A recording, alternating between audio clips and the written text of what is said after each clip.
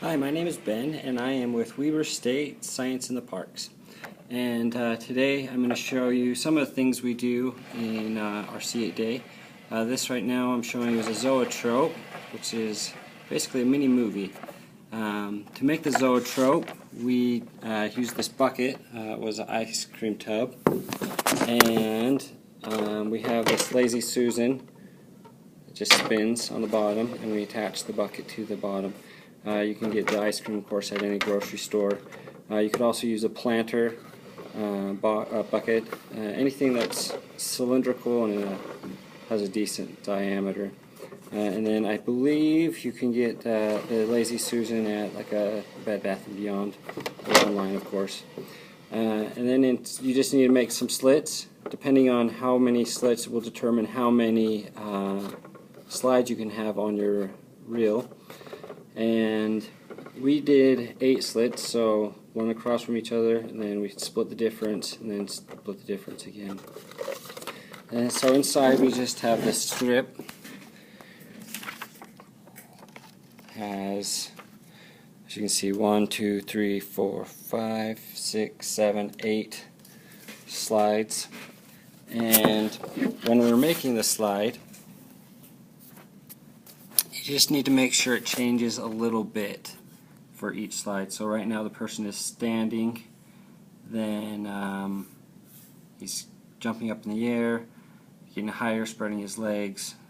He's to his peak right here, coming back down and to the exact same spot. So that's really is the key, is that when you make it, it begins and ends in the same, and then during the middle it is changing a little bit and then changes right back. So we just use some just regular printing paper to make these, and then we laminated the strips so that we could draw on them and then erase and draw on them again for the kids, and so they can make their own, put it in the zoetrope and make their own and do it again and again. If you wanted to just make it unlaminated, you could do, of course, just once and then keep making new strips. So to make the strip, you want to first measure the circumference.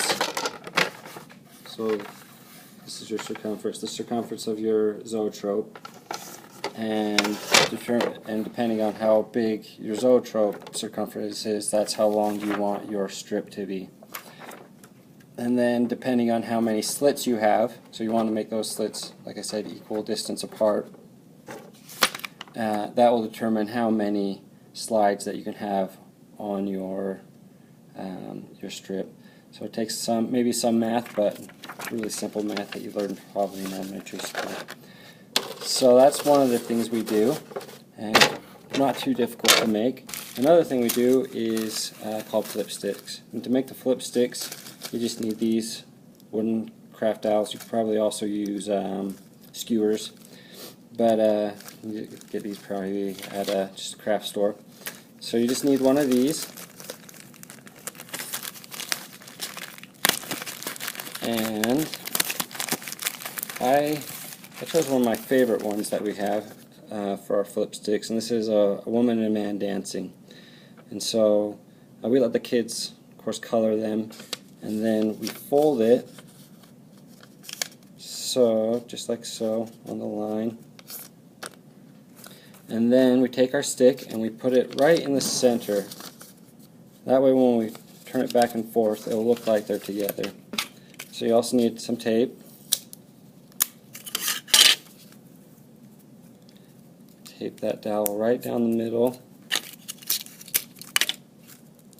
on one side, so that's what it looks like right now.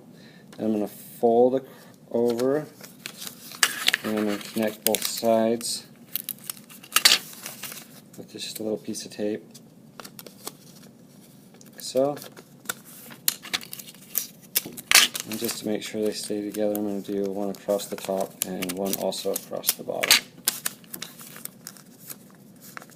So this is our man and our woman. As you can see, the woman's on the left, the man is on the right. My left and my right, it could be different for you guys, but when I spin it, there we go. You can see the man and woman together. So that's just how to make our flip sticks. And you could use just any partial images, make sure one part is on the other. We have several at the park. You can find these online as well, just printable versions, and then you can print it, color it, and make your own.